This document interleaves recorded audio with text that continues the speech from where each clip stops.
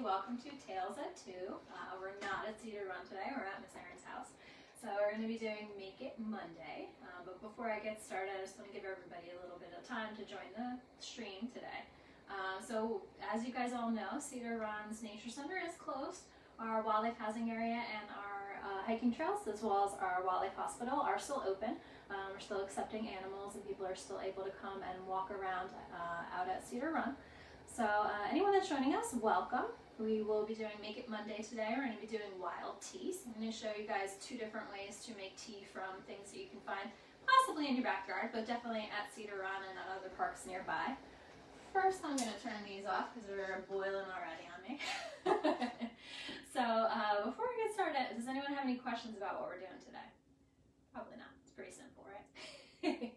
So thank you again for joining us. If anyone's watching this later, not live, feel free to ask any questions. We will check back on the comment section and answer anything we have a chance to. So today we're going to be making tea berry tea, which I know sounds funny, right? Double tea. And we're also going to be making pine needle tea. So something that you guys definitely worth a try. It's not the tastiest of all things, but if you add a little sugar, 2 thumbs up. Alright, so we're going to start out with our tea berry tea. So if you've ever been to visit at Cedar Run and you've taken one of our tours, we probably have pointed tea berry out to you all. We have a lot of tea berry that grows in the pinelands, especially because it likes the sandy soil. So these leaves are going to be tiny. They don't grow very far off of the ground. They have red stems, as you guys can see here, and they have a shiny leathery leaf. But the biggest way to tell that this is definitely a tea berry leaf and not something that's kind of a look-alike is if you take a leaf and you gotta tear the leaf in half, give it a good old sniff, it's gonna smell like wintergreen mints. So as long as you're getting that leathery leaf, not growing too high, and you're getting that minty smell, it's gonna be our friend, the tea berry leaf. So the tea berry was used long ago by the Native Americans. They would find these leaves out in the forest where they live, and they would use it as a medicinal thing. So they would take the leaves and make tea out of it. It helped as a pain reliever. And then people found out that actually what's inside the leaf, and if you make oil from it, it's actually was used as one of the first aspirins. So it has a similar chemical inside to the aspirin that we use nowadays, which is not from tea berry anymore. It also was a breath freshener. It also helped if you had any indigestion or an upset stomach. So the tea berry leaves, they smelled well, but they also made really good medicine for these guys. So people also used it to make one of the first bubble gums because of the scent of it. It was used in a traditional tea berry gum. It isn't used for that very much anymore. Sometimes you can find them in old-fashioned candy places. Sometimes even at Cracker Barrels. If you ever go to Cracker Barrel, you might find it there. So we are going to do the tea berry tea first. So the first thing you got to do is you go out and you find a whole bunch of tea berry. So usually they're growing in bunches like this. Sometimes there's 5 or 6 leaves growing together. Sometimes only 3 or 4. So you don't go by how many leaves are in the bunch, but by what the leaf itself looks like, and of course that smell. So you're going to need at least a palm full to make a cup for one person. So if you're making for multiple people, you're going to need more leaves. So the first thing you want to do is take the leaves off the stems. You don't want to have the stems there, right? So take all your leaves off your stems as best you can. If there's any leaves that look a little reddish, those are just an older leaf. But if you find one that's kind of brown or maybe been nibbled on, skip over that guy. So once you pull all the leaves off, you're going to add them into a colander. You want to rinse them off a little bit just in case. So it's not that there's so many things growing on it, but you want to make sure you're getting the dirt off. I know a lot when we pick leaves at Cedar Run, if we just had some rain, a lot of the sand from the soil splatters up and you end up getting all dirt on there. So make sure you rinse them off nice and well. And then you're going to take all your leaves, and I got to boil my water again. And you're going to make, depending on how many people you have about a cup's worth of water per person. So you're going to get your water boiling. In this case, if you normally would make tea, you'd have your tea bag, you'd boil the water, pour the water over your tea bag. For the tea berry tea, to make it have a better medicinal property, but also make it taste a little better, you're putting the leaves directly into the water. So these guys are going to get the water boiling first, then you're going to add your leaves, and you're going to boil it for a couple minutes. So my water's already started because I already got that. So I have about a handful, right, for one person. You're going to toss your leaves in there and let them boil for a few minutes inside the water. So what's going to happen at first is not too much, but then you're going to notice that the color of the water is starting to turn a brownish color. that's the oil of the plant coming out, and it's going to make it a normal tea sort of color. So once you see that, let it boil a little bit longer, and then your tea is ready to go. So once you've got your color going on, you're going to strain out those leaves and just pour it into a glass. If you want to sweeten it, you can add a little bit of sugar, you can add a little bit of honey. But if you decide you don't want to sweeten it too, that's totally fine. All right. So people always ask me, do you need to crush the leaves, right? You don't need to crush the leaves, but it will speed up the process. The oil is able to get out of the plant a little bit quicker. But you can throw them in whole, you can cut them up if you decide you want to. Just going to make it a little bit harder to strain them out when you're all done. Okay. So I'm going to let this guy go. And we're going to start with our other tea. Alright, so we're also going to be making pine needle tea. So in the case of the pine needle tea, we're actually doing it a little bit differently. We're not going to throw the pine needles directly into the water, though you can do that. We're going to clean up our leaves and we're going to chop them and put them in the bottom of the cup. And then you're going to pour the hot water over it like you normally would with the tea bag. So in the case of these guys, you're going to find a bunch of pine needles. You don't need this many, this just happened to be what I picked up. You can use pitch pine, you can use white pine, any of the pines in New York, just make sure that it actually is a pine. And it's going to be kind of the same idea. You're going to need about a handful per cup of tea that you want to make. So I did the same thing. I washed my leaves in the strainer. Make sure that we got anything gross off of them, right? But then there's an extra step with these guys. So as you can see on the end of my bunch of pine needles, it's called a little sheath. It holds the bunch of needles together.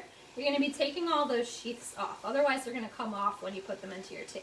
So remove all the sheaths as best you can. I'm only going to take a few off and show you. And then we're going to chop these up into smaller pieces. So you're going to dice them into like ½ inch or so pieces. Ooh, fighting me today. I need a sharp knife.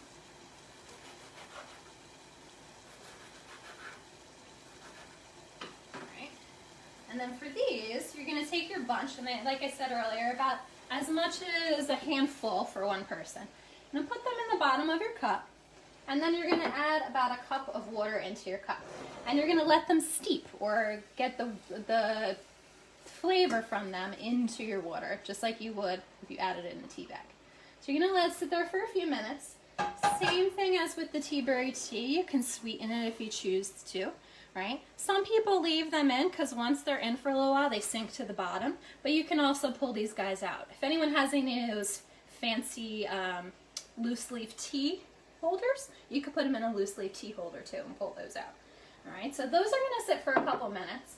These guys are still working over here, but as you can see, the water's starting to turn a little bit. It hasn't turned completely, but it will get a little bit brownish before it's ready to go. So everybody's going to ask me, why are we making tea out of these crazy things, right? It's Survival Week. We're going to be talking later in the week about making water filters. We're going to be talking about different types of ways to make fire. We're also going to talk about how you can build your own shelter if you were lost out in the forest. But this one is kind of an interesting thing. I was saying that they have some medicinal properties with the tea berry, right? So it is a pain reliever. It might help you with indigestion and things like that. In the case of the pine needles, it has very good vitamins in it. It actually has about 4 times the vitamin C as an orange. In each cup of tea. It also has a lot of vitamin A in it, and it actually is pretty good if you aren't feeling so well. So in the case of the pine needles, it's a good decongestant, so it's going to get your nose running, right? It's also an expectorant. It's going to hopefully make you cough up any funk if you aren't feeling well. And it's also going to act as a good, actually, antiseptic. So if you have a cut or something in your mouth, you can wash your mouth out with it really well. All right, so these guys are getting close. Alright, so if you were lost in the forest, of course this is not going to be your main diet, but it's a good supplement. It's good if you aren't feeling well. You guys, of course, would need to go out and look for actual food, but does anyone know how long you can go without eating something if you're lost in the woods? Any ideas? Some people think it's a couple days, some people think it's a week. It's actually about 3 weeks that you all can survive without anything to eat. So you'd have a while before you really needed to go look for things to eat. But this could be a supplement before you get to that point. Alright, so I'm going to turn this off. It's pretty close to where we want it to be. You guys can kind of see it turned to greenish. If you were able to leave it a little longer, it would start to turn a little bit brown. And I couldn't find my slotted spoon. You're going to pull out all the leaves and leave them behind. Alright, and then you'll have your tea. So we always make this with our summer camp kids. They never like it. But like I said earlier, kids might not have the same taste buds as us adults. So if you're baking it for kids, I would suggest definitely putting a little bit of sugar or something inside. I still got a couple leaves. I'm gonna add up in there. All right, friends. Do you guys have any questions about anything? I know I went through all that all quickly, right? So give yourself a try, right? If you have a pine tree nearby, if you live near Cedar Run or another Pinelands area, definitely try the teaberry tea. It is something cool to say that you've done. If it's later in the year and you're watching this video, you can actually find berries on the teaberry leaves. So these guys will grow a reddish berry underneath their leaf, but they don't grow it till the end of the summer. So most berries are growing in the spring and summer. These guys get their berries late in the year. So if you're way late in the summer, like August, or if you're hiking in the fall or in the winter, you can find the little red berries on there too. So normally I would say don't eat red berries, right? Because you don't know what they're going to be. But in the case of the teaberry berries, they're actually pretty good. They're a little mealy, they feel a little funny on your tongue, but they have that same minty taste as the smell of the leaf. So it's kind of a cool thing to check out. All right, friends, so thank you for joining us in my kitchen. Hopefully we will get to see all of you again soon. But like I said earlier in the video, if you joined us a little bit late, our nature center is closed still, but our hiking trails, our wildlife housing area are open, as well as our animal hospital. We are taking admissions in the animal hospital. And we'll be continuing the survival series all week. So tomorrow we're going to be talking about shelter. So join us and we can build some little mini shelters and maybe you guys can try them out in your yard or in a park nearby. All right, have a good afternoon, everybody.